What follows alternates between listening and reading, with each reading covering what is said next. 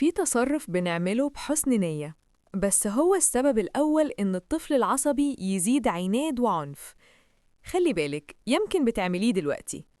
خليني أقولها بوضوح: وقت عصبية الطفل مش وقت تربية خالص، مش وقت شرح ولا مواعظ ولا تهديد ولا حتى اتفاقات. ليه؟ لأن الطفل في اللحظة دي مش سامعك، مش مستوعبك، مش شايفك. مخه داخل حالة طوارئ، حاسس بخطر، مش بذنب ولا غلط. أكتر غلطة بتدمر أي محاولة تربية إننا نقرب منه ونقول: اسكت، عيب، هتتحرم، بصوت عالي. اللي بيحصل إيه؟ الطفل مش بيسمع كلام، هو بيسمع إن الأمان اتسحب منه.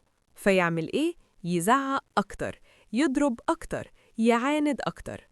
مثال بسيط: ابنك متعصب وانتي قلتي بصوت عالي: عيب كده. مخه ترجمها: أنا مش آمن، والنتيجة انفجار أكبر. الحل الحقيقي: افصلي تماماً بين مرحلتين. وقت العصبية تهدئة وبس، وقت الهدوء تربية وتعليم. وقت العصبية اسكتي، اقعدي جنبه، خدي نفس، سيبيه يهدى. بعد ما يهدى ساعتها بس كلامك هيوصل وتربيتك هتثمر. افتكري دايماً، التربية علاقة مش معركة قوة. لو نفسك بيتك يهدى وابنك يسمعك من غير صريخ، تابعيني. الحلقات اللي جاية كلها حلول عملية جداً.